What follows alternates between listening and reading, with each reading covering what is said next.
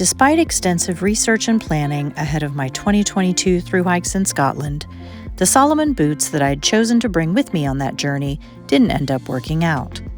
Thank goodness I'd made the controversial decision to bring a second pair of shoes along, which were the Ultra Trail runners that I would enjoy throughout the remainder of that trip. My tendons, however, did not enjoy them, and my podiatrist told me that I'd need to make yet another shoe choice. So, if you're new to my channel, I am getting ready to head off on a 1-month hiking, backpacking trip in Scotland and England, and I have been practicing with various different trail shoes because when I came back from my last trip, even though I loved my Ultras, they were very comfortable. I dealt with multiple bouts of tendonitis, plantar fasciitis, and a couple of other issues. I was told by my podiatrist that Ultras were completely wrong for my feet. So this past year, while searching out different shoes, I got some new Hokas. Now I've been wearing Hokas since I came back from my last trip because my podiatrist recommended them.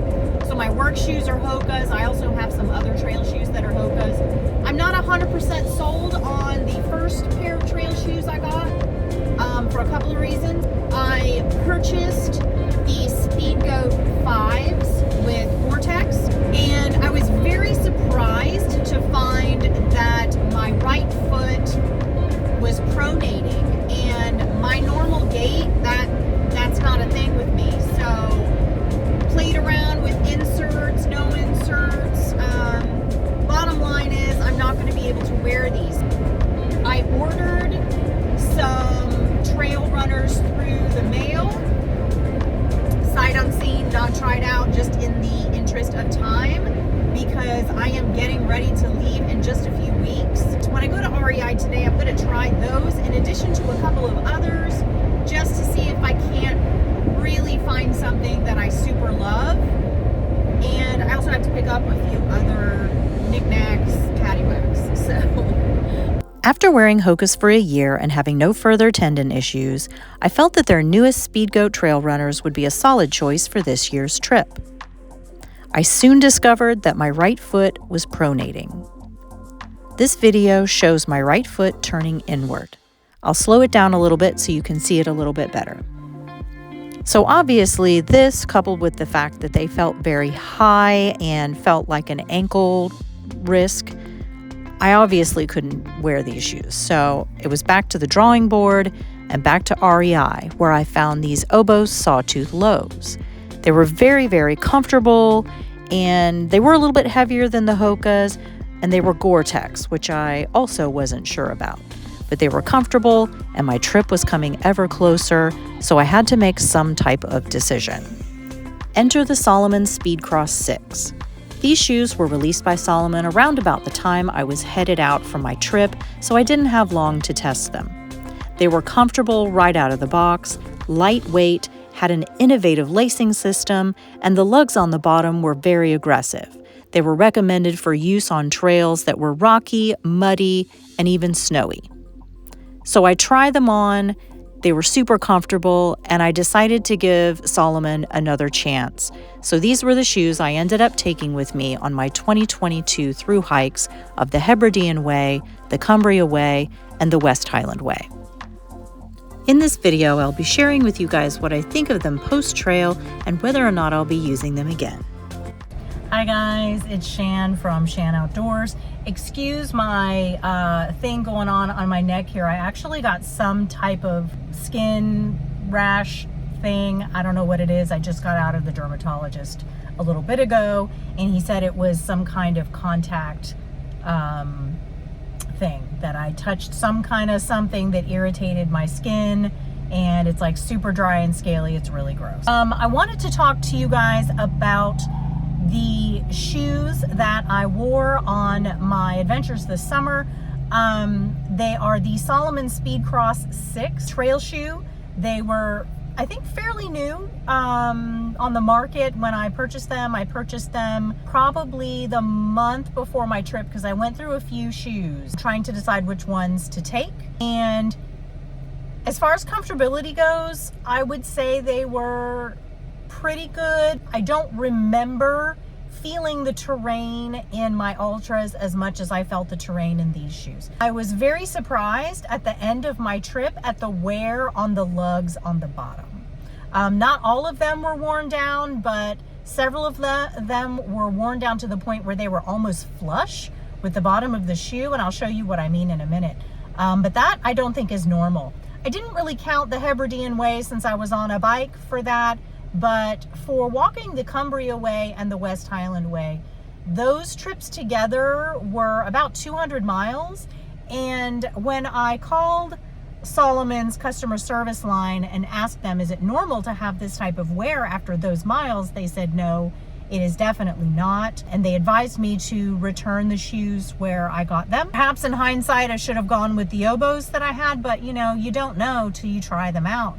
And while the terrain, I'm sure, was definitely a factor in wearing down the lugs on the bottom of the shoe, Salomon's customer service says that there should not have been that dramatic a wear on any of the lugs whatsoever with just a couple hundred miles. And I'll show you what I mean. Sorry, they're doing some work in my neighborhood, so you may hear some heavy machinery. So this is what the shoes look like now.